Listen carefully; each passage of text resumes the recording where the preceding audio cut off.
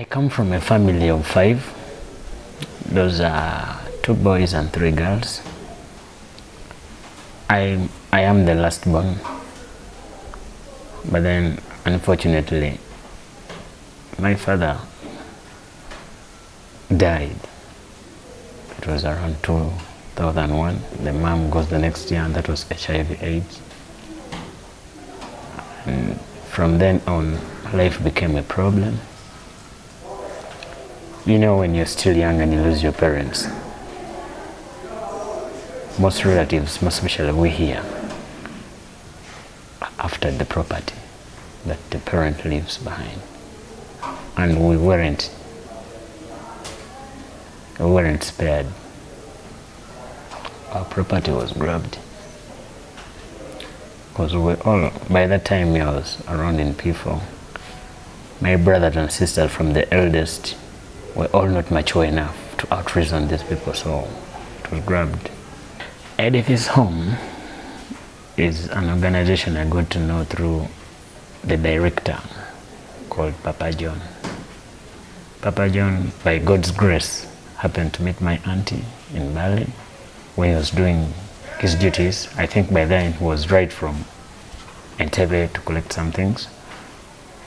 So when my auntie told him about my condition, because she had also failed to pay for my school fees, and I was sitting at home, he asked me if I would write a letter that he would send to the UK and see if by any chance I would get a sponsor.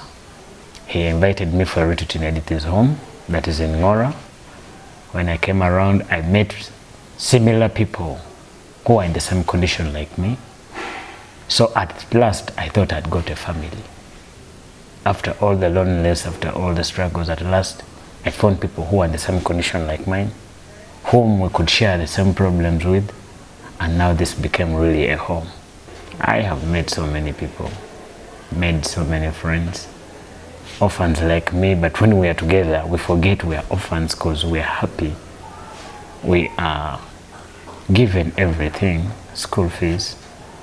We play games when the visiting team from UK comes. You know, when you play such games, you tend to forget about your worries. You tend to forget that, you know, at one time you were there and you had nobody to call dad, your mom.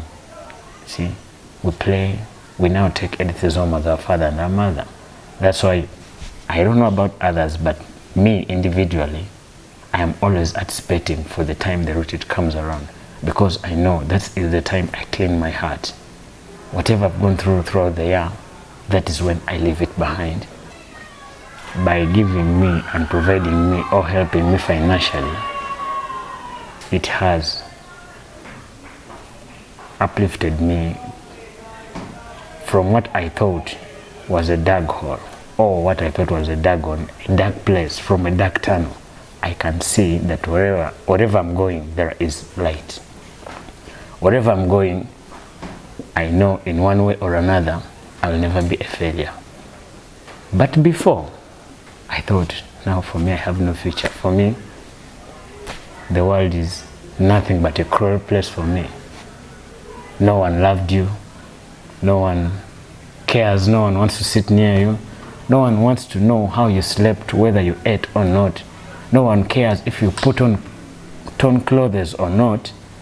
No one cares to know whether you go to school or you don't, whether you are bright in class or not, whether you can become someone in future or not.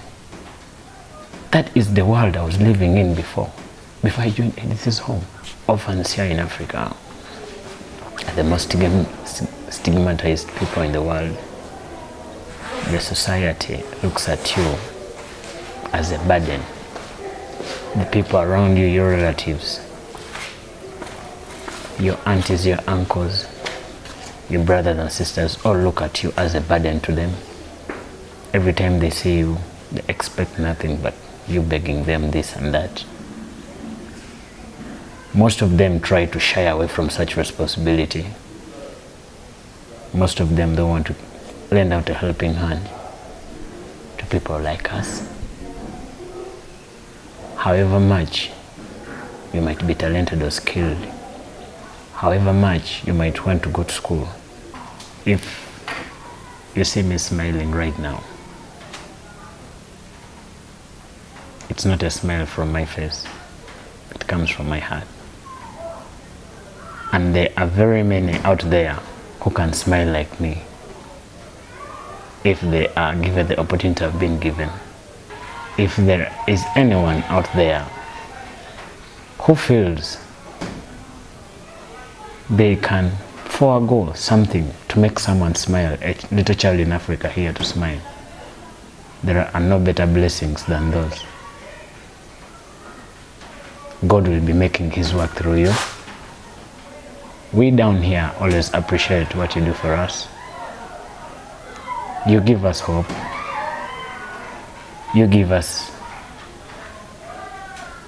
a lot of remedy. We turn back our lives from what would have become of us, like street boys, thieves, idlers, people who don't have what to do because they were not given a chance to go to school. Just know, deep in our hearts, the best we can say is thank you. Thank you very much. Thank you.